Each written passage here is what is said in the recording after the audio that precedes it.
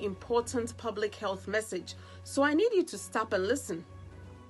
This message has come from the World Health Organization as well as the Centers for Disease Control in the United States, and this coming week the CDC in Europe and Africa will release similar messages.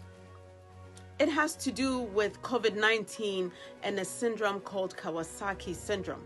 Just very briefly, what is Kawasaki disease? First reported in 1961. A physician in Japan had noticed children presenting with 5 main things. He called it febrile mucocutaneous illness with lymphoid involvement.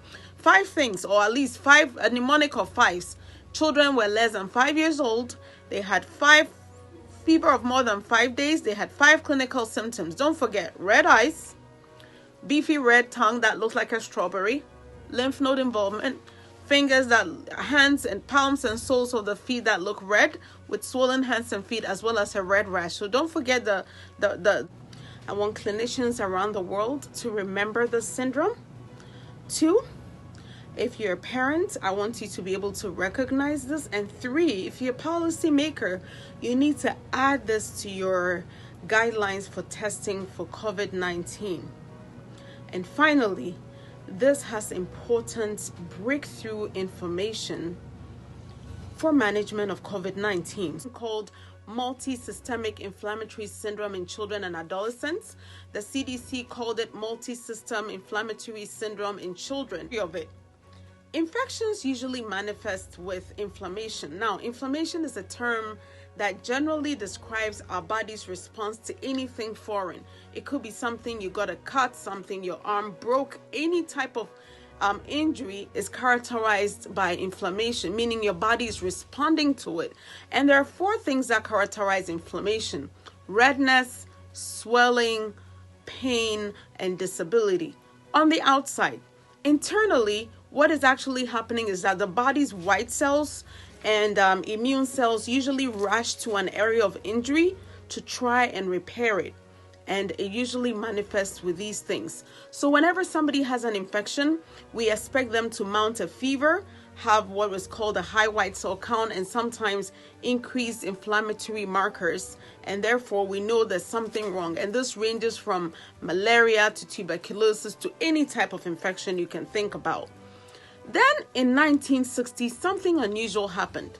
A physician in Japan called Tomisaku Kawasaki noticed in January that children below the age of 5 were presenting with something that looked like an infection. But when he tested, he couldn't find an infection.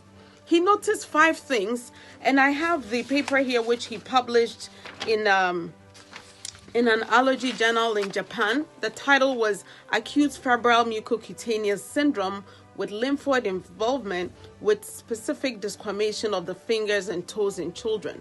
This was it, Dr. Kawasaki's paper. And so what was it? There were 5 main things which I want you to remember. 1, the children's eyes. 2, their lips became red. 3, they were cracking, their tongue was red. He noticed they had lymph nodes, their hands were swollen, their feet were swollen, and they had a red rash, okay? Over time, this Kawasaki syndrome, as it became known, or Kawasaki disease, came to be characterized by 5 things, and I want you to remember 5 5s. Number 1, a red tongue, a rash on the feet and hands, specifically the palms and soles, and then a rash. Now, this is how the rash typically looks like. And he, 74, he managed to transcribe this into the English language. And so in 76, CDC issued a case definition for this thing called Kawasaki syndrome. Here's what was enigmatic about this. We just could not find a source for this, what appeared to be an infection. It looks like an infection, but what is it? People over the years have studied and studied and studied, but there was something unusual about it. This Kawasaki syndrome happens in outbreaks, okay? It happens in outbreaks. Secondly, it happens in seasons. Outbreaks means you might have a whole locality of children in a particular area all presenting with Kawasaki, or you can have seasons. So for example, in the US, for example, It happens in winter and spring, and sometimes in the summer. What is this? We just didn't know. People have tried to find a causal relationship between this and infection. They've studied coronaviruses, they've studied enteroviruses, influenza viruses, nilch, zilch, nada. This was really strange with the 5 5s. 1, children would have a fever of more than 5 days.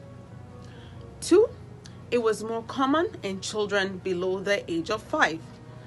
3, the kids had red eyes and a beefy red tongue. Literally, the children's tongue will turn like a strawberry tongue. Look at this carefully. Children's tongue turned beefy red. 3, they had lymph nodes, swollen lymph nodes in their neck. 4, they had a generalized rash on their bodies. And finally, their hands will swell up, hands and feet. And then they noticed that after the children were discharged, something happened.